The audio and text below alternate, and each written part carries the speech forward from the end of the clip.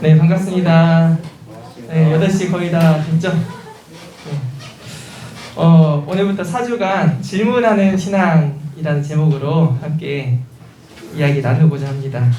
함께 해주신 여러분들 진심으로 환영합니다. 우리 같이 기도하고 시작하도록 하겠습니다. 하나님 아버지 감사합니다. 오늘도 우리의 삶의 자리자리마다 함께 해주셔서 잘 감당하게 하시고 이렇게 저녁 시간에 마음을 들여 성경 공부로 모이게 하시니 감사합니다. 하나님, 오늘 전쟁이라는 주제로 이야기를 나누려 합니다. 요사이 우크라이나와 러시아의 전쟁으로 인하여 좋지 않은 소식들이 연일 들려서 마음이 아픈 때입니다. 하나님, 이 약한 세상에서 우리가 어떻게 살아야 할지 생각하며 잘 살아가도록 우리를 인도하여 주시옵소서. 예수님의 이름으로 기도합니다. 아멘. 네, 오늘 제목은 전쟁은 필요악인가? 네, 또 전쟁 지금쯤이고 해서 그동안 기독교에서 전쟁을 무엇이라 말했는지, 그리고 또 어떤 또 다른 의견이 있는지 이런 것들을 한번 배워보고자 합니다. 말씀 한번 한 구절 읽고 시작하겠습니다. 이사야 2장 4절입니다.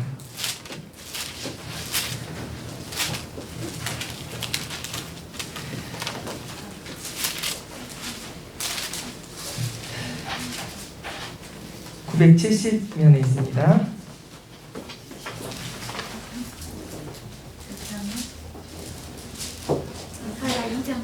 네, 이사야 2장 4절.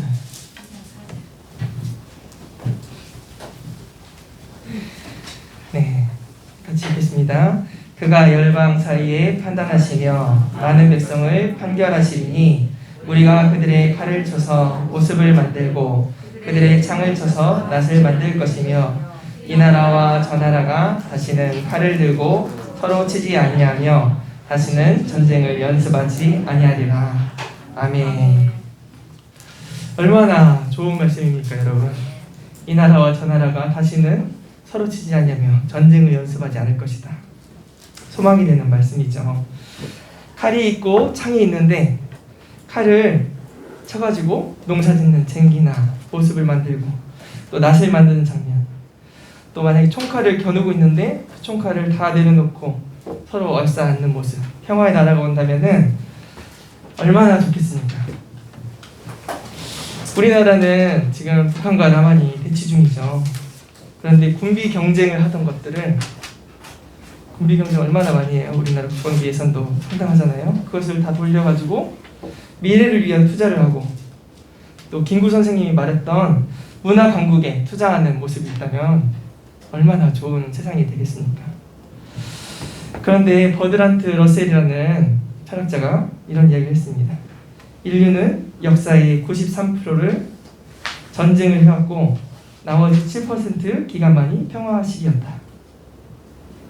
그런데 그 평화도 다음 전쟁을 위한 준비 기간이었다. 전쟁의 역사라는 거죠. 또 미국 역사학자 월리엄 듀란트는 역사에 기록된 3421년 중에서 전쟁이 없었던 해는 단 268년에 불과하다. 이런 말도 했습니다. 도대체 인류는 왜 전쟁을 할까요? 네, 왜 전쟁을 할까요? 부부들도 오셨는데 왜 전쟁을 할까요? 네, 왜 싸우세요? 안 싸우시는구나. 싸우기 일방적으로 다 하죠. 일방적으로 다 하세요. 왜 일방적으로 퍼부시는데? 네. 다 뭐 이유가 각각 다 있겠죠. 전쟁에 보면은 처음에는 뭐 생존을 위해서 싸웠을 테고, 문명이 발달하고 나서 나라의 형태가 생기면서는 영토 문제, 그리고 또 종교 때문에 싸우는 경우도 많죠. 또 그리고 인종 때문에, 또 이데올로기 때문에, 그리고 요사이 많이 있는 식량 때문에, 자원 때문에 전쟁을 벌였습니다. 명분이 무엇이든지 간에 한 가지는 분명합니다. 그게 뭐냐면 전쟁의 이면에 있는 것은 탐욕이라는 것입니다. 탐욕. 이익이 안 되면 안 싸웠을 것입니다. 뭔가 이익이 되기 때문에 전쟁을 하는 것이죠. 요즘에 우크라이나, 러시아 왜 전쟁을 합니까? 가장 큰 이유는 네, 자원도 있고 원래 우리 땅이었다. 러시아가 주장하는 거는 원래 우리 땅이었다. 키예프 공국 당시에 우리 땅이었다. 이렇게 이야기를 하죠. 원래 우리 땅이고 그런데 왜 우리가 가스관이 지나가는데 왜 우리가 돈을 내야 되냐? 돈이 그게 만만치 않은 돈이기 때문에 가스관 그게 통행료 지불을 해야 하기 때문에 그 땅을 먹어버리면은 그걸 지불하지 않아도 되니까 결국 또 자원 문제도 있고 또 식량 문제도 있습니다. 우크라이나 제가 조사해 보니까 이것 때문에 또 조사를 해봐야 되잖아요. 조사해 보니까 우크라이나가 유럽의 빵 저장소 뭐 이렇게 말할 정도로 밀 생산량이 어마어마하답니다. 유럽의 거의 40% 가까운 그 밀 생산량이 이 우크라이나에서 이렇게 오고 또 러시아는 항상 전쟁할 때 목표가 있는데 그게 뭐냐면 부동항 얼지 않는 겨울철에 얼지 않는 항구를 확보해야 된다. 그래서 예전에 우리 블라디보스톡 이쪽에 크림반도. 네 이렇게 온 적도 있었잖아요. 그런 것처럼 크림반도 그쪽에 흑해로 통하는 그 관문이 있다고 합니다. 여러 가지가 복합적으로 작용해서 전쟁이 일어난 것이죠. 전쟁은 대체로 누가 하나요? 힘센 놈이. 네, 맞아요. 계란으로 바위치기다 하면서 먼저 공격하진 않을 거예요. 힘센 사람이, 힘센 나라가 할 겁니다. 전쟁은 남자들이 대부분 합니다. 물론 여군도 있고 뭐 간호장교도 있고 하지만 대부분 자국의 이익이나 민족의 이익을 위해서 군인들, 특별히 남자들이 합니다. 제가 너무 남자에다 국한시키는 것 같지 않습니까? 근데 전쟁은 정말 남자들하고 관련이 아주 깊습니다. 그런데 전쟁이 터지고 나면은 죽어가는 사람들은 인간인들이 훨씬 더 많습니다. 군인만 죽는 게 아니라 전쟁이 일어나면 남자, 여자, 어른, 아이, 노인 할 것 없이 많은 사람들이 공포에 시달리게 됩니다. 무기여 잘 있거라. 우리 책 있는 것처럼 정말 무기 다 내려놓고 그런 세상이 오면 평화가 임하면 얼마나 좋겠습니까? 온 세상이 정말 평화로운 사회가 일어나면 얼마나 좋겠습니까? 오늘은 전쟁이 어쩔 수 없이 해야만 하는 것인지 아니면 어떠한 경우에도 전쟁을 해서는 안 되는 것인지 한번 이야기를 해보고자 합니다. 여러분 전쟁을 찬성하시는 분, 난 전쟁이 좋다. 여기 무기 파시는 분 없으실 거예요. 아니면 전쟁 덕분에 내가 이득을 얻는다.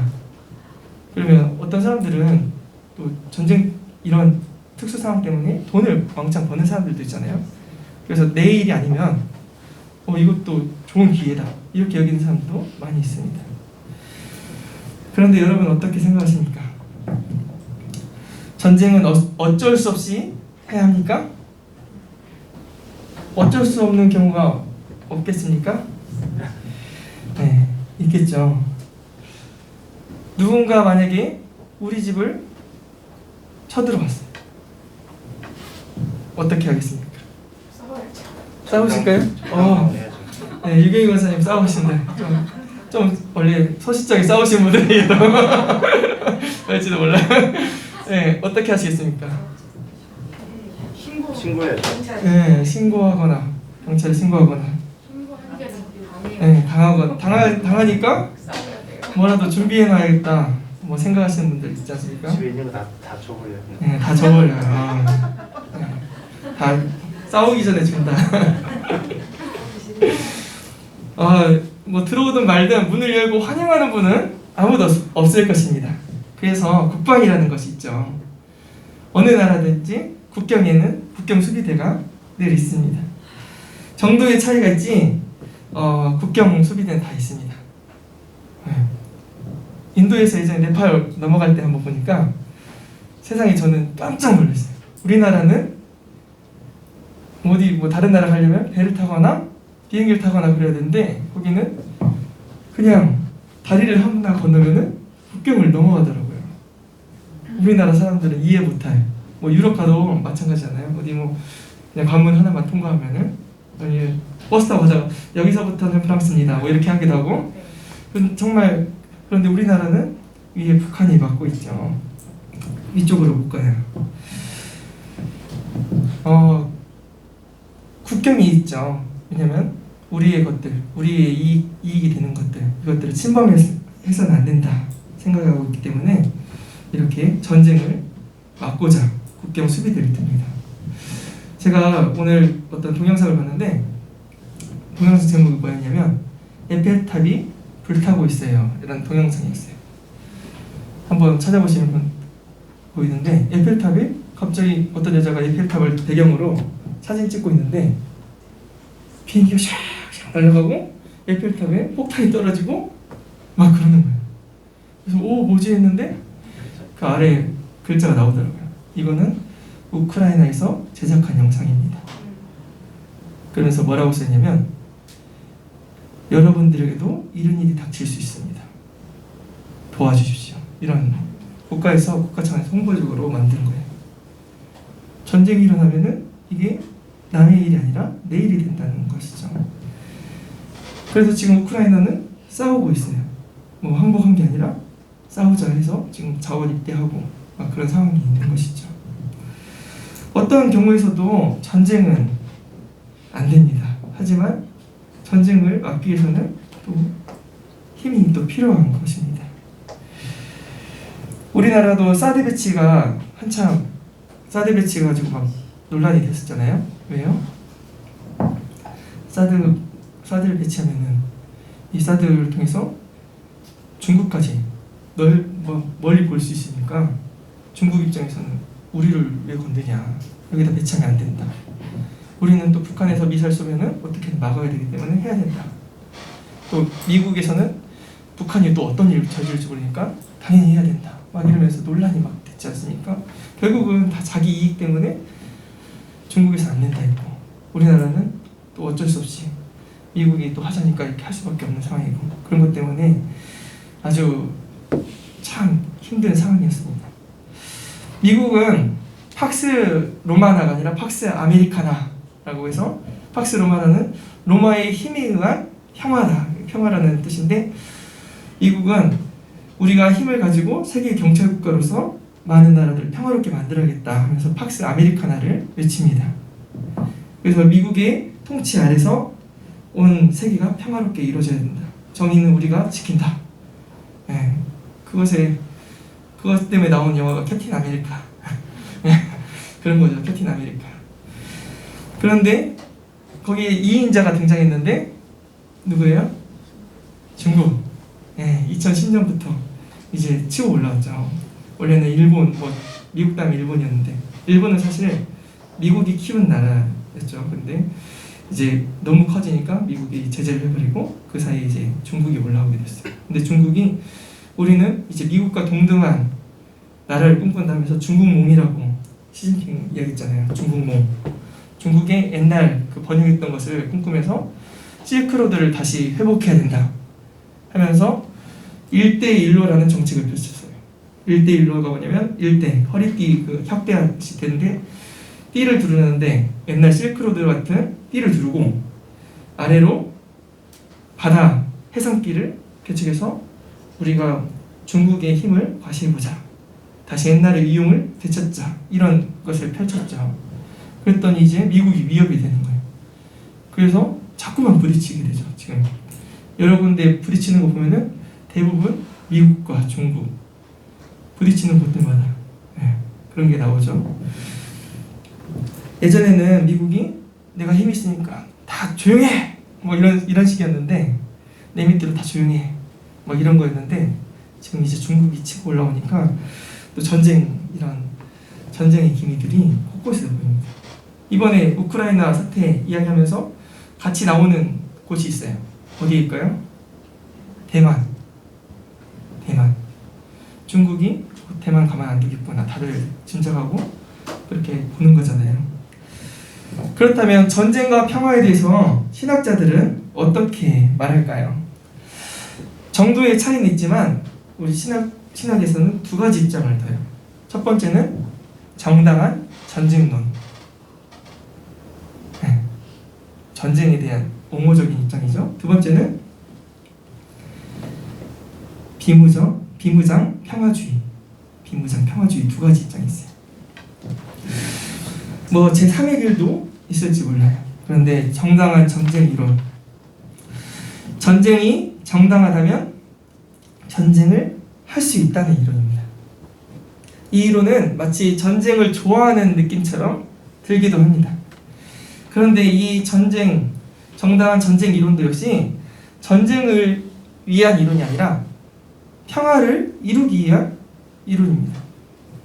평화를 위해서는 필요에 따라 힘을 사용하는 일이 있을 수 있다. 이 입장입니다. 예를 들어 그리 오래되지 않은 100년도 안 됐네요. 나치에 히틀러가 있었어요. 히틀러가 유럽을 소나기에 쥐고 막 점령해 나가던 때였어요. 그때 어떻게 했어요? 히틀러한테 당하기만 했을까요? 서방에서는 연합군을 조직을 했어요. 그리고 우리는 전쟁에 참여해야 된다. 그래서 미국에서는 지금은 전쟁 나갈 때입니다. 그래서 여러분 포스터 기억할지 모르는데 미국 모자 쓰고 어떤 노란 수염을 달린 아저씨가 전쟁 나갈 때입니다. 이런 포스터가 있거든요. 2차 세계대전을 이 연합국 측에서 이제 일으킨 거죠. 나치, 또 이탈리아 이런 데 대항해서 세계 공동체의 평화를 지키기 위해서 우리는 불가피하게 전쟁에 참여해야 된다. 참전하십시오. 이런 독려 문구가 있었던 것입니다. 2차 세계대전을 일으킨 당사자들 히틀러라든지 무솔리니라든지 이런 사람들은 점령을 하려고 했지만 연합군은 이웃과 세상을 지키려는 우리는 책임적인 행동이다. 그래서 우리는 호전적으로 가는 것이 아니라 이 이웃들을 지키기 위해서 참전해야 된다. 이 이론을 들고 나왔습니다. 20세기의 대표적인 신학자라고 할 수 있는 디트리히 보네퍼는 뭐라고 했냐면, 이 보네퍼는 독일 신학자인데 미국의 유니온 신학교에서 교수를 하고 있었어요. 그런데 독일이 그렇게 히틀러가 나쁜 일을 하고 있는 걸 보면서 독일로 다시 돌아오게 돼요. 돌아와서 히틀러 암살을 하려고 계획하다가 그게 적발돼가지고 잡혔어요. 그리고는 전쟁이 끝나기 전 1945년에 죽음을 맞게 돼요. 근데 여러분 목사님이 또 신학교 교수가 누군가를 죽이기 위해 산다는 게 이게 말이 좀 안 되잖아요. 기독교는 생명의 종교인데, 생명을 살리는 종교인데 목사님이 누굴 죽여야겠다. 그러면서 그때 보네퍼가 어떤 이야기를 했냐면 많이 들어보셨을 거예요. 어떤 미친 운전사가 버스를 끌고 가고 있는데 그의 미친 행동으로 말미암아 수많은 행인들이 버스에 깔려 죽고 이제는 버스에 타고 있는 승객들의 생명조차 보장할 수 없는 상태가 되었을 때, 이때에 이웃과 사람의 생명을 사랑하는 교회는 무엇을 해야 하는가? 죽은 행인들을 불쌍히 여기고 장례식만 치러주면 다 한 것인가? 저 미친 운전수가 제정신 차리게 해달라고 기도만 하고 있을 것인가? 아니다. 오히려 그 미친 운전사를 그 자리에서 끌어내리고 정신이 맑은 운전사를 그 자리에 앉히는 것이 이웃과 사람의 생명을 사랑하는 교회가 해야 될 책임적인 행동이 아닌가. 이렇게 말했어요. 여기 미친 운전사가 누구일까요? 히틀러. 그래서 히틀러를 끌어내고 올바로 된 사람을 앉혀야 된다. 그래서 전쟁, 사실 호전적으로 히틀러를 암살시키려고 가담했던 것이죠. 이런 부분은 좀 극단적이긴 하지만 여러분 다 이해가 되시죠? 제가 대학교 2학년 때 전남대 다녔는데, 전남대 다닐 때 대학교 2학년 때 신천지가 전대를 거의 전대를 장악했다기보다 전대 동아리 연합회를 장악을 했어요. 그래서 CCC, ESF 막 여러 예수전단, 여러 선교단체들 동아리방을 다 내쫓아버리고 제명을 시켜버렸어요. 큰일이 일어난 거죠. 그때 기독교 동아리는 무엇을 했을까요? 기도했어요. 기도. 모여서 봉지에서 기도하고 신천지에 빠진 사람이 없어야 된다 하면서 전단지를 나눠주려고. 그리고 전단지 나눠주다가 신천지하고 맞붙어갖고 싸움이 나고 유혈 사태까지 일어났어요. 싸움이 났죠. 근데 그 기도와 이런 싸움과 더불어 또 뭘 했냐면 실질적인 것이 무엇이냐. 동아리연합회 회장이 신천지 멤버이기 때문에 그게 문제다. 그래서 동아리연합회 회장을 기독교인이 장악해야 된다. 이렇게 해서 교회하고 또 동아리들이 다 연합해가지고 동아리연합회를 전남대 기독교연합회 전기원에서 전기원 한 명을 투입시켜가지고 동아리연합회를 장악하게 됐어요. 그래서 동아리도 나중에 다시 들어올 수 있게 되었죠. 이게 2008년 가까이 그쯤 되는데 결국은 싸움을 한 거죠. 어쩔 수 없이 싸움을 했다는 거죠. 싸움이 어쩔 수 없는 경우에는 필요하다. 이게 정당한 전쟁 이론입니다. 이 이론은 매우 현실적인 문제이기 때문에 전쟁이 일어날 수밖에 없는 상황에 대해서 그런 상황에 대해서 신학적으로 뒷받침해주는 전쟁의 시녀 역할을 하는 것 같은 그런 느낌이 들기도 합니다.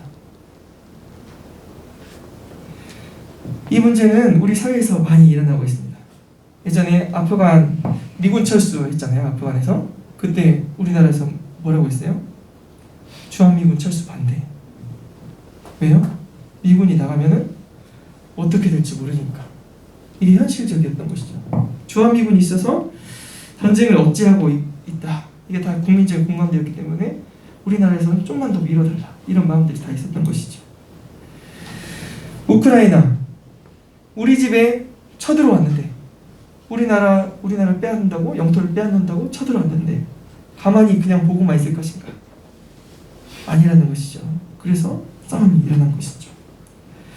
조금 이따가 살펴보겠지만 군비 포기와 비무장 평화주의에 반대하는 정당한 전쟁론자들은 비무장으로는 평화를 보장할 수 없다는 그런 신념을 갖고 있어요. 예를 들어서 여러분, 난 무기 안 들어. 이러면 평화가 올까요? 군인이 나 총 내려놔. 그러면 어떻게 될까요? 너무 무책임한 거 아니야? 이런 생각이 들지 않습니까? 여러분, 여호와의 증인 우리가 접하잖아요. 여호와의 증인 총 안 들겠다고 군대 안 가고 양심적 거부하면서 감옥에 갔었죠. 지금은 또 판례가 바뀌어서 달라졌지만 그러면은 누가 지켜요? 이런 생각이 들잖아요. 왜 우리는 그렇게 생각할까요? 인간이 악하다는 거 아니까. 우리는 평화를 사랑해 이러면은 북한이 그러면 우리도 포기할게. 아멘. 이러면 얼마나 좋아요. 근데 그게 또 안 될 것 같으니까 우리도 그것에 대한 만반의 준비를 또 해야 되고 이렇게 되는 것이죠. 그래서 문도 걸어 잠그고 오늘 잘 때 문 안 걸어 잠그고 열어두실 분 네 있으시네. 난 열어두겠다. 네 누구든 들어와라. 뭐 이런 분 아마 없을 거예요. 국경도 그래서 지키는 것이죠. 전쟁을 좋아하진 않지만 평화를 위해서 힘을 가지고 있어야 된다. 여기에는 많은 분들이 공감하실 겁니다. 그리고 저보다는 또 전쟁을 경험하신 분들은 다르죠. 체감이 다르죠. 저희가 전쟁을 모르는 세대지만 전쟁 때문에 우리 아버지가 또 우리 친척들이 어떻게 됐다. 이런 분들은 전쟁에 대해서 또 다른 연세 많으신 분들은 다른 생각들이 있을 것입니다. 그런데 초대교회에서는 정당한 전쟁론을 이야기했을까요? 아니더라고요. 초대교회 교부 중에 최고 유명한 사람이 터툴리안인데 이 터툴리안은 뭐라고 했냐면 기독교인들이 무력을 사용하거나 군대에 가담하는 것은 옳지 않다. 무력을 사용하면 안 된다. 마치 여호와의 증인 이야기하고 똑같잖아요. 예수님이 원수를 사랑하라고 했는데 대적하고 죽이는 것은 맞지 않다. 예수 믿는 사람은 복수를 해서도 안 되고 살해당할지언정 살해해서는 안 된다. 이것이 예수님의 가르침이다. 터툴리안이 이렇게 이야기를 했어요. 그런데 좀 100년 좀 더 지나서 오리겐이라는 또 신학자가 있는데 그 신학자는 반대 의견을 했어요. 오리겐이 이제 신학할 때는 로마라는 제국 하에 예수님 믿게 된 경우거든요. 터툴리안은 그때 막 순교 당할 때, 그러니까 로마 군인이 막 쳐들어와도 우리는 죽을지언정 로마 군인을 죽여서 안 된다, 이런 입장이었고, 오리겐은 이제 로마 제국주의 아래서 믿음 생활을 할 때 이런 얘기를 했어요. 기독교인들은 군대에 가담해야 된다. 왜냐하면 야만이 쳐들어와서 로마 제국을 멸망시키고 우리의 신앙의 자유마저 빼앗아 버리면 어떡하냐. 그래서 우리는 군대에 가담해야 되고 적극적으로 싸워서 야만인을 무찌르고 야만인을 개종까지 시켜야 된다. 야만인들에게도 예수님을 심겨주자. 여러분 어디 많이 본 것 같지 않아요? 네. 진짜. 네. 그리고 선교를 지향하는 선교를 아주 막 외치는 것 중에도 야만인들에게도 예수님을 심겨주자. 사실 오리겐의 그 마음 똑같은 거예요. 그리고 십자군 이야기하셨지만 십자군도 그렇고, 그리고 아메리카를 점령할 당시에도 항상 총칼과 함께 갔던 게 뭐예요? 성경책들과 선교사님들이 갔던 그 모습이죠. 교부를 이야기하면 또 빼놓을 수 없는 분이 있는데 어거스틴. 네. 어거스틴은 뭐라고 했냐면 개인적으로 우리는 살인을 해서는 안 된다. 하지만 전쟁에 나간 군인은 국민이나 국가를 보호하기 위해서는 살인까지 할 수 있다. 싸워야 된다. 여러분 공감하시나요? 예. 죽이는 건 좀 그렇죠 사실. 그런데 네, 또 군인들 내보내면 우리 다 그런 마음이잖아요. 우리를 보호하기 위해서는 전쟁에서 이겨야 된다. 다 같은 마음이죠. 그러면서 어거스틴은 전쟁에는 그런데 원칙이 있어야 된다면서 원칙을 몇 가지 이야기했어요. 첫 번째는 평화를 지키기 위한 전쟁은 합법적이어야 된다. 두 번째, 전쟁이나 폭력은 정당성 있는 국가가 행해야 된다. 세 번째, 불필요한 폭력, 약탈, 잔악한 행위는 금지해야 되고, 네 번째, 복수나 증오는 신앙심으로 극복해야 된다. 다섯 번째, 하나님은 악을 징벌하신다. 우리도 그래서 정의를 실행해야 된다. 공감하시나요, 여러분? 예. 어느 부분 공감하시죠? 이런 원칙이 있어야 될 것 같아요. 그런데 이 원칙을 따라서 갔던 군이 있었는데 그게 뭐냐면 십자군. 그러니까 십자군 원정. 처음에는 정말 거룩한 전쟁이다. 신앙의 자유를 위해서 저기를 탈환해야 된다. 이렇게 했는데 순례자들 이슬람의 약탈로부터 구해내야 된다. 명목으로 시작했지만 나중에는 십자군이 행한 그 도륙과 약탈이 이슬람 교도들이 한 것보다 훨씬 더 심했다. 이렇게 평가를 받죠. 전쟁의 가장 큰 문제점이 있는데 정당한 전쟁론, 거기에 가장 큰 문제점이 있는데 아까 터툴리안이 지목했던 그거예요. 전쟁은 예수님의 가르침과는 상반되는 문제가 있어요. 예수님은 이웃사랑, 원수사랑까지 이야기했었는데 전쟁을 옹호하기 위해서 마치 급조해서 막 내놓은 그런 이론같이 성경에서 예수님의 가르침과는 또 동떨어진 것 같은 게 정당한 전쟁 이론이에요. 그리고 사랑의 정신이라기보다 악을 처벌한다는, 어쩌면 율법에 대해서, 잣대에 대해서 처벌한다는 그런 의미로 평가될 수 있는 약점이 있습니다. 그리고 또 정의란 무엇인가, 그것에서 우리의 이성적으로 그것을 판단해야 되는 것이에요. 정의란 내 입장에서 보면은 나는 당하는 사람 같고 나는 선하고 저 사람은 악하다. 여러분 제가 이걸 준비하면서 러시아 사람들의 이미지를 여러분 한번 그려보신 적 있나요? 러시아 사람들 어떤 사람 같아요? 네, 러시아 사람들 이름이 나쁜 놈 새끼 무슨 이렇게 끝나니까 좀 또 억세 보이고 싸나워 보이고 막 그렇게 느껴지는, 또 우리가 또 미국을 우방으로 생각하는 이 남한이기 때문에 또 러시아 또 우리나라 옛날에 북한을 도왔던 이런 안 좋은 기억들이 있기 때문에 나쁜 쪽으로 또 머리가 그려지는 것 같아요. 그런데 최근에 또 뉴스에 이런 게 있더라고요. 어떤 러시아 사람이, 러시아 그 앵커가 뉴스를 진행하다가 반전을 막 이야기한 거예요. 적혀지지도 않아. 본인 생각하기에 이건 아니니까. 여러분, 속고 있는 것입니다. 지금 언론에 속고 있는 것입니다. 우리 러시아가 나쁜 것입니다. 지금 하면서 러시아를 비판을 했어요. 그 여자가 어떻게 됐냐면 허위사실 유포로 바로 잡혀갔어요. 그래가지고 아마 15년 정도 살 거다. 우리가 러시아 생각하면은 지금 아주 나쁜, 하지만 또 어쩌면 국익을 위해서, 러시아 입장에서는 국익을 위해서 그렇게 싸우는 것이죠. 그런데 어떤 게 정의냐 하면은 우리 입장에서 보죠. 우리는 또 약소국이다 보니까 약소국 입장 당연히 편을 또 들게 되는 거예요. 근데 잘 봐야 되는 거예요. 내가 당하고 있는 입장이다 생각했는데 알고 보니까 짓누르고 있는 입장일 수도 있는 것이죠. 정의를 내 생각에서 판단할 때가 있다는 것이죠.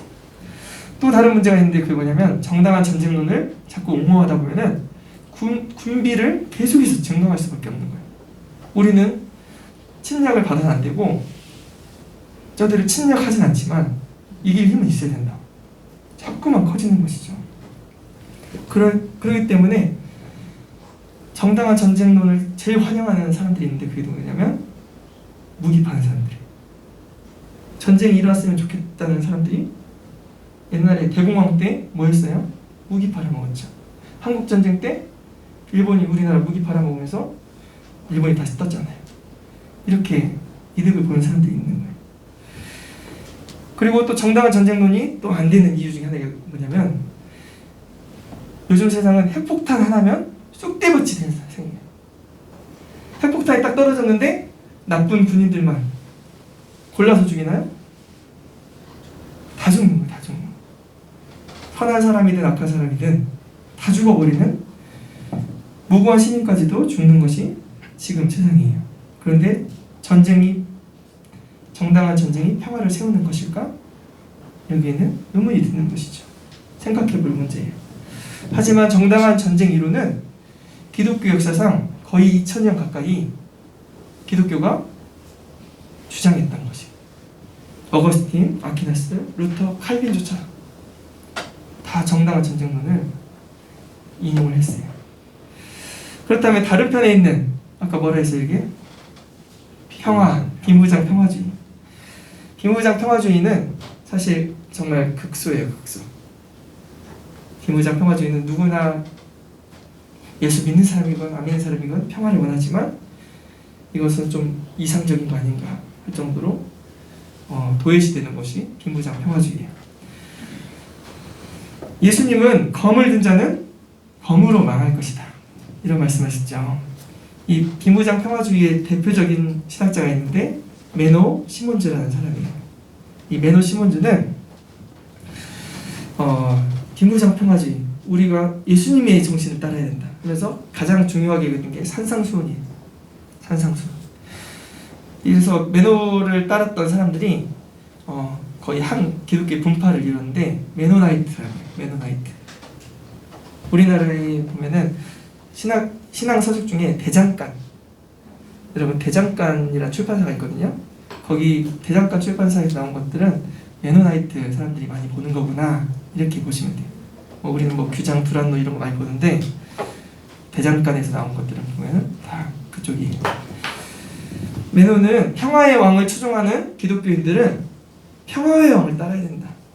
원수를 사랑해야 하고 박해자를 향해서 칼을 빼는 것이 아니라 선을 베풀어야 되고 왼뺨을 맞으면 오른뺨도 돌려야 된다.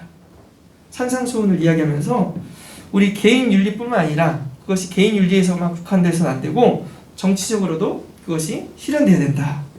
이렇게 주장했어요. 예수님의 십자가 순환과 죽음도 역시 예수님이 그대로 맞섰으면 다 죽일 수 있었을 텐데 예수님이 비무장, 비폭력으로 옷 다 벗으시고 십자가에 그냥 다 달려 들어가신 것처럼, 그래서 하나님과 우리 사이에 평화를 이뤘던 것처럼 우리도 그렇게 평화를 따라야 된다. 이렇게 주장한 것이죠. 그래서 미국에 보면 순수한 기독교인들이 그를 많이 따랐어요. 특별히 존 하워드 요더라는 신학자가 있거든요. 예수의 정치학이라는 책으로 유명한데 이 요더는 아주 훌륭한 이쪽에서 최고로 치는 사람이 평화를 위해서 제가 읽은 책에 만약 당신이라면 이라는 책이 있는데 그 책의 첫 번째 질문이 뭐냐면 만약 당신의 집에 무장한 강도가 쳐들어왔다면 당신은 어떻게 하겠습니까? 이 질문으로 시작을 해요, 책이. 그런데 정말 저는 놀랬던 게 뭐냐면 그 요더는 그 사람에게 잠깐만요 말을 걸겠다는 거예요. 우리는 벌벌 떨고 있을 텐데 말을 걸고 한번 당신이 원하는 것이 무엇인지 들어보고 싶습니다. 이야기를 걸겠다는 거예요. 그런데 이 요더의 말을 듣고 따랐던 많은 미국인들이 있었어요. 흑인 강도가 들었는데 벌벌 떨다가도 잠깐만요 제가 말 한번 드릴까요? 하면서 말로 다 해결되는 경우가 그 사례들이 막 책에 나와 있어요. 안 될 것 같은데 어쩌면 협상을 통해서 이뤄낸 것이죠. 하지만 독일의 헬무트 슈미트 총리는 산상수훈의 윤리 이게 한참 유행했을 때 산상수훈의 윤리는 문자 그대로 정치에서 실현하는 것은 불가능하다. 아예 대놓고 특별히 해버렸어요. 이건 아니다. 기독교의 이상과 정치 사이에는 괴리가 그만큼 큰 것이다. 이러면서 기사를 냈어요. 비무장 비폭력은 정말 말은 너무 좋죠. 이상적이에요. 그런데 문제점이 있어요. 그게 뭐냐면 인간의 죄악을 고려하지 않았다는 거예요. 우리가 적을 향해서 팔을 벌리고 사랑하면은 적도 우리를 사랑할까요? 여러분 경험들 있으시죠? 내가 은혜 받아서 화해 제스처를 이제 취해야겠다면서 누군가에게 화해를 하면은 그래 내가 잘못했어 이러면 얼마나 은혜스럽고 좋겠어요. 근데 야 그런데 너 그거 좀 잘못했다 이렇게 하면은 그때 또 화가 나가지고 내가 잘못했다 했는데 왜 또 내 지적하는 거야 하면서 또 화가 나가지고 그런 적 많이 있지 않습니까 여러분? 우리가 화해 제스처를 내면은 상대방도 서로 이해하고 같이 안으면은 정말 좋겠지만 그럴 때도 있고 아닐 수도 있는 거예요. 또 악은 그렇게 호락호락하지 않아요. 악을 억제하기 위한 현실적인 대책 없이 천진난만한 환상에 빠져있다 이런 비판을 여기서 듣는 거예요. 또 그리고 두 번째, 무장하지 않고 무장한 적을 막을 수 있을까? 현실적이죠. 평화 유지군 없이 악은 스스로 사라질까요? 이건 딴 얘기인데 만약에 여기 시험 본다고 했는데 감독관이 내가 밖에 나가 있을 테니까 난 너희를 믿어. 잘 쓰고 가도록 해라. 난 너희를 믿는다. 이러면 얼마나 좋겠어요? 다 믿는 사람들이고 우리. 그런데 야 너 뭐라 적었어?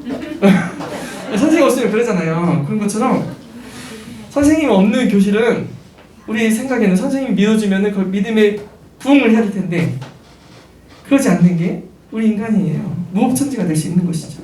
그래서 적절한 힘도 필요한 것 같아요. 또 세 번째로 히틀러가 연합군의 저항이 없었다면은 히틀러가 회개하고 바른 정치를 했을까요? 왜 기도 열심히 했겠죠. 히틀러 회개하게 해달라고. 많은 기독교가 그렇게 했어요. 사실. 아니면은 히틀러가 회개했을까요? 아니면 유대인들이 멸종했을까요? 이건 생각해볼 문제예요. 네 번째, 비무장을 옹호하다 보면은 자국민에 대한 책임성을 놓치기가 쉬워요. 국민들의 가족과 공동체의 생명은 누가 책임질 수 있나요? 여기서 비판이 있는데 뭐냐면 악한 적을 살리기 위해 나와 가족들의 생명을 희생시키는 일원이 될 수 있다. 이런 비판이 있죠. 네, 둘 다 비판을 받아요. 그렇다면 평화를 위해서는 어떻게 해야 될까요? 나는 1번이 그래도 나은 것 같아. 네, 한 명 자식, 2명. 네, 손 들까 말까요? 네, 4명 다섯, 네, 그쵸. 다 이해가 되잖아요, 여러분. 2번. 이번은 자신 있게 손 한 번 드시고, 네. 참 애매한 문제예요, 이거는. 오늘 이거의 답은 사실 내리게 잡아요. 예수님 몇 번 나셨어요? 예수님? 네. 예수님은 전쟁이라고 딱 이야기하신 부분이 한 번 더 있어요. 전쟁에 나갈 때 병사의 수를 세어보지 않겠느냐.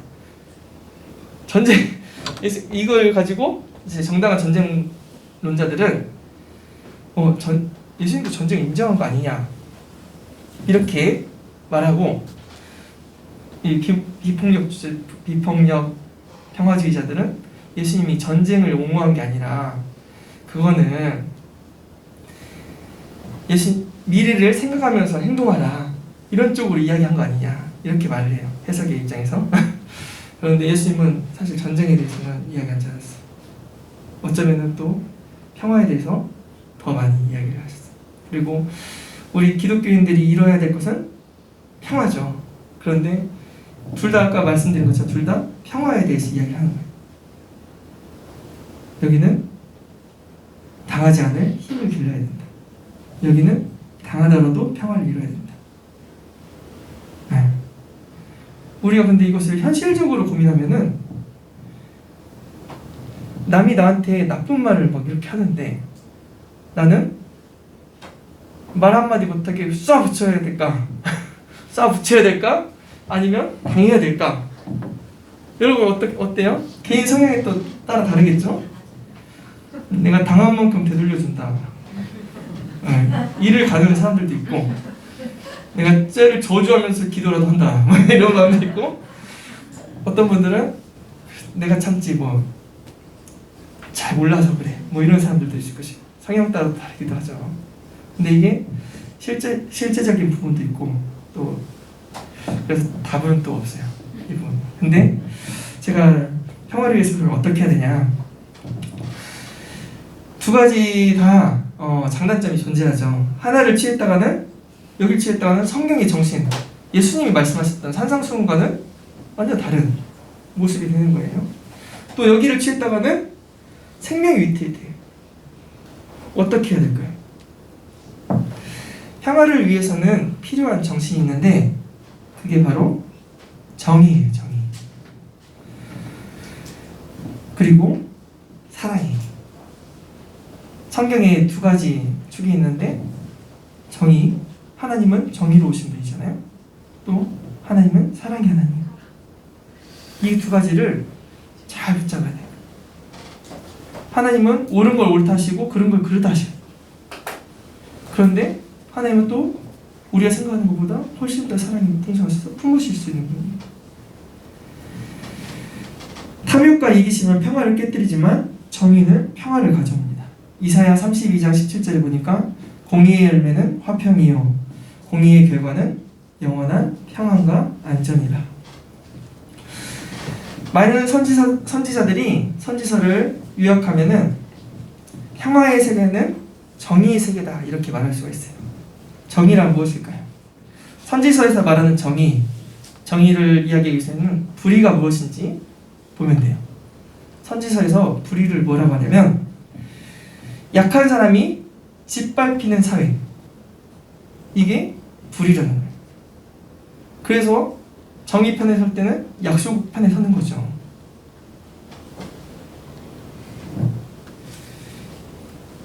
하나님은 아모스에서 뭐라고 말씀하시냐면, 아모스에서 주변 나라를 심판하시면서 약한 자를 짓밟는 나라들, 그리고 짓밟는 일에 동조한 나라들, 또 옆에서 좋다고 꼴 좋다고 박수치는 웃던 사람들, 웃던 나라들을 아주 하나님은 심판하세요.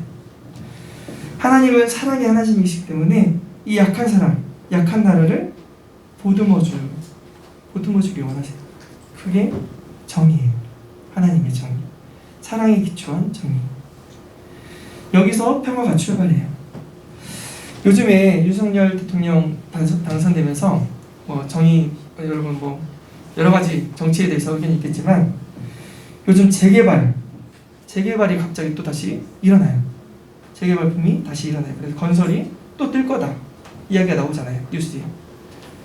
그런데 재개발을 하면서 정의로운 게 무엇일까요?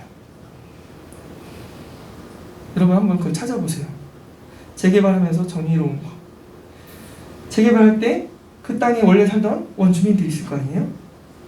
그 주민들을 지금껏 보면은 내쫓을 때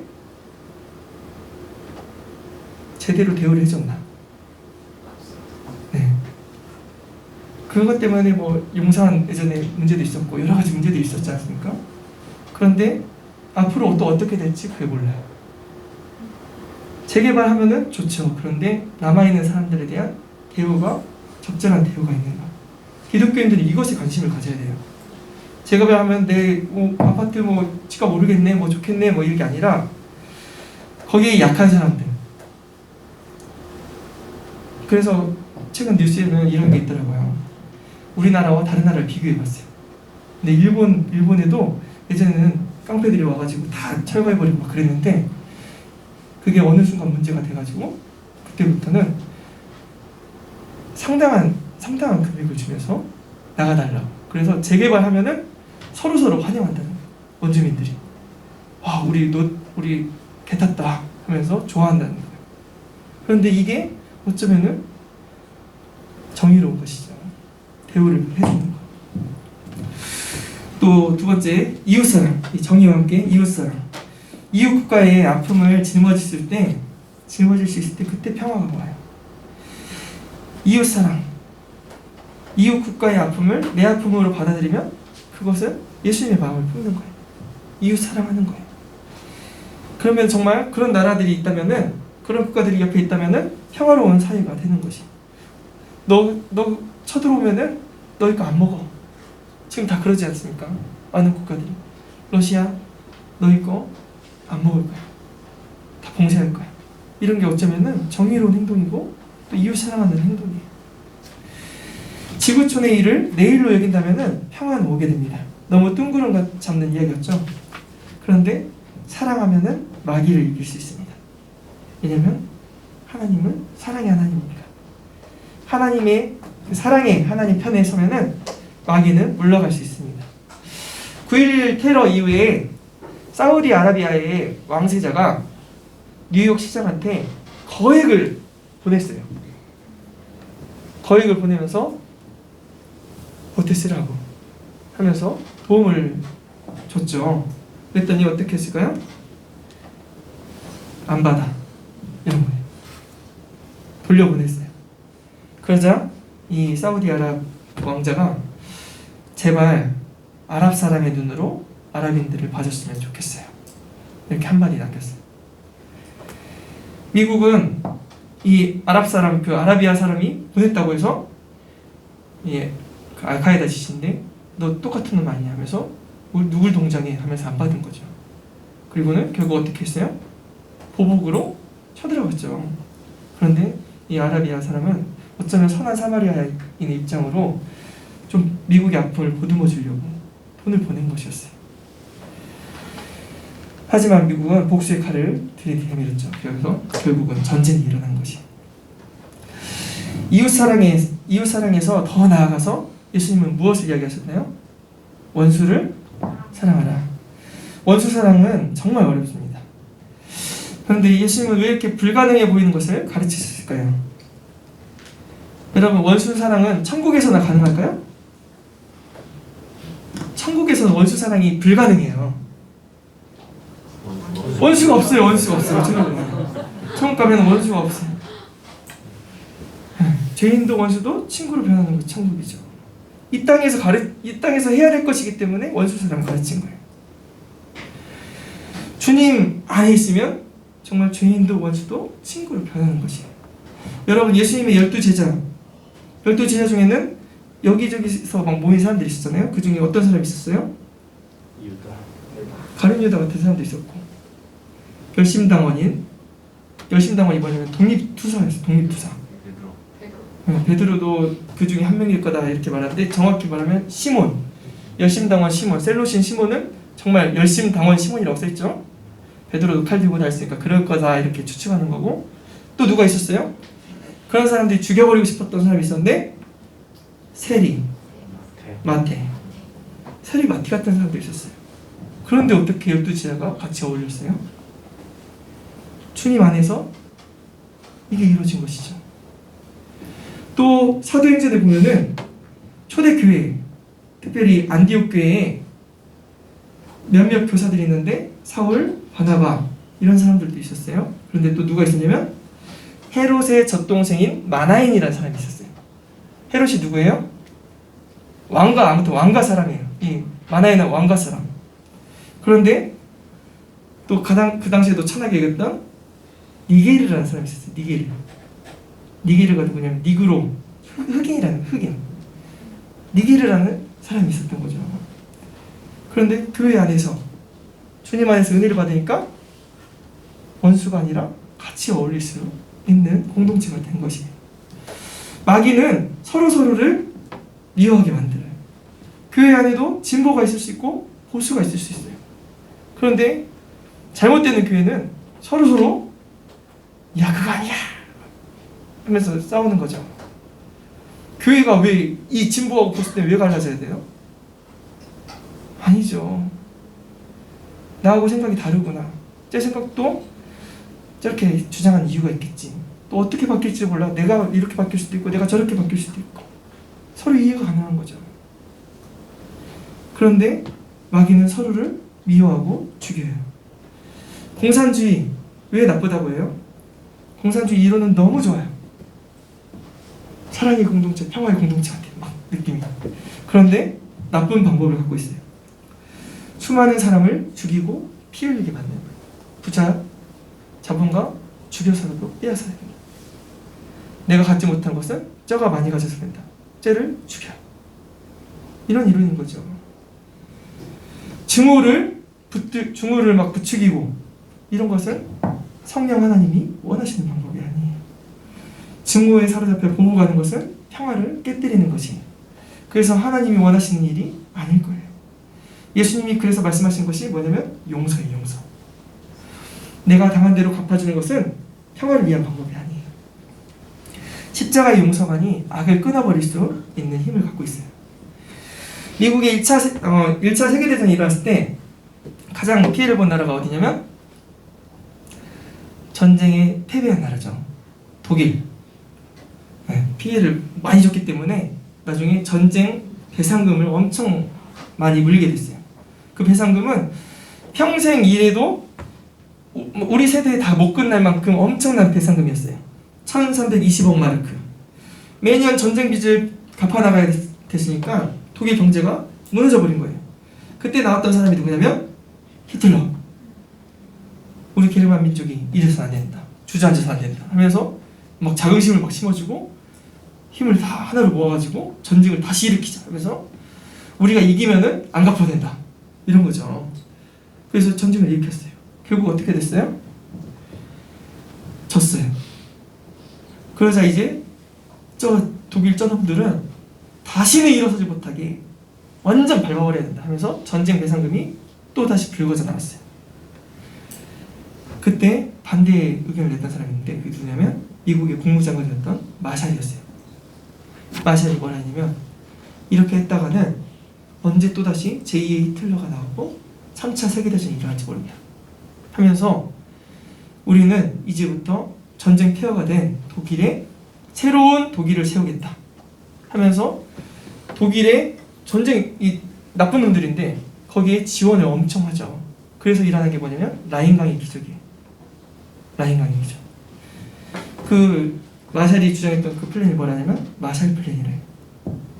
마샬 플랜 덕분에 이 연합군들은 그 전쟁 일으켰던 당사자들한테 엄청난 원조를 해요. 그 결과 독일이 지금 유럽의 수장급을 하는 그런 나라가 되었어요. 독일을 살리려는 그 마샬 플랜 그 안에는 원수 사랑이라는 그 이념이 들어있는 것이 용서해주고 적을 향해 다시 한번 바라봐주고 다시 일어설 기회를 주는 그 속에 예수님의 정신이 있었던 거예요. 평화를 위해서는 무장하는 것도 대단히 중요합니다. 만약에 군인이 나는 오늘부터 평화주의자야 하면서 총칼 다 버리면 나라를 지킬 수 없죠. 경찰이 없으면 무단횡단하고 속도 위반하고 여러분 얼마나 그러겠어요. 우리 카메라 있는지 없는지 보고 건너잖아요. 그렇죠? 저만 그런 게 아니죠? 네. 뭔가 이런 힘이 있기 때문에 우리 행동도 제약이 있고 억제가 될 수 있는 것이에요. 국가가 악을 억제하고 평화의 질서를 유지하기 위해서 칼을 들 필요가 있어요. 그 힘이 국민이 부여한 것이고 이웃의 생명을 지키기 위한 것이라면은 그 힘은 책임적인 행동이 돼야 돼요. 그런데 간혹 가다가 그 힘들이 잘못 사용되는 경우가 있어요. 국가를 지켜야 될 군인이 백성들한테 총을 겨누고 이런 경우. 여러분 저번에 미국에서 경찰들이 흑인을 지나갈 때 조지 플로이드 사건이라고 하잖아요. 흑인을 막 강압적으로 지나가고 그런 것은 힘이 아니라 그걸 폭력이라고 해요. 6학년 아이가 1학년 아이를 막 발로 차고 구타할 때 그것은 우리가 힘의 사용이라고 하나요? 폭력이죠. 그런데 선생님이 그 6학년 아이의 손을 꽉 붙잡으면서 하지마! 이것을 뭐라고 할까요? 이것은 책임적인 힘의 사용이라고 볼 수 있어요. 그래서 힘을 정당하게 사용해야 돼요. 개인에게도 있지만 또 국가도. 그게 바로 정의로운 것이에요. 여러 명이 달려들어서 또 그리고 1학년 애들이 안돼 형 하지마 하면서 친구와 같이 맞아준다거나 아니면 형을 다리를 붙잡고 손을 붙잡고 하면서 달려드는 거. 이것은 옳은 일이죠. 평화는 어쩌면 먼 이야기 같아요. 하지만 성경에 보면은 하나님은 예수님은 평화의 왕이세요. 예수님도 평화의 길을 걸어가셨어요. 우리는 그 길을 따른 자들이에요. 물론 방법이 이 방법 저 방법 어떻게 서야 되는지 아직도 갈피를 못 잡겠지만 사랑으로 힘을 사용할 때 그리고 정의를 향해 힘을 사용할 때 이 어둠의 힘은 승리하지 못하게 될 것입니다. 생명의 나라, 평화의 나라가 올 수 있도록 기도하면서 행동할 수 있는 저와 여러분들이 되시기 바랍니다. 네, 기도하고 마치도록 하겠습니다. 하나님 아버지, 전쟁이 남의 일이 아니라 하나님 우리 삶에서 여러 가지 곳곳마다 전쟁이 일어납니다. 하나님 나 자신과의 전쟁도 있고 또한 상대와도 불쾌한 일이 있고 또한 그 가운데 하나님의 뜻을 따르지 못해서 마음 아파하는 경우도 있고 이렇게 살아가는 것이 또 우리 신앙인의 모습입니다. 하나님 세상 사람들이라면 그저 그냥 술 먹고 잊어버리거나 아니면 그냥 안 보면 되지 하면 될 텐데 하나님 우리는 어쨌건 천국 가야 될 사람들이고 천국에서 또 만나야 될 사람들인데 하나님 우리가 다른 사람들을 저주하고 다른 사람들을 나쁘게 몰아세우는 것이 아니라 주님의 말씀을 조금이나마 따르려고 더 열심히 걸어가려고 주님 편에 서려고 노력하는 자들이 오니 하나님 우리를 붙잡아 주셔서 주의 길을 가는데 부족하지 없도록 하나님 채워주시고 무엇보다도 주님의 사랑으로 채워주시옵소서. 하나님 오늘도 이렇게 시간을 내어서 많은 이야기를 나눴습니다. 아직도 풀리지 않은 문제들이 있을 것입니다. 하지만 하나님께서 우리가 지금은 부분적으로 아나 나중에는 주께서 나를 대하시는 것 같이 온전히 알리라 하신 말씀처럼 온전히 알아갈 수 있는 우리 삶이 될 수 있도록 주님 붙잡아 주시옵소서. 감사하며 예수님의 이름으로 기도합니다. 아멘. 고맙습니다.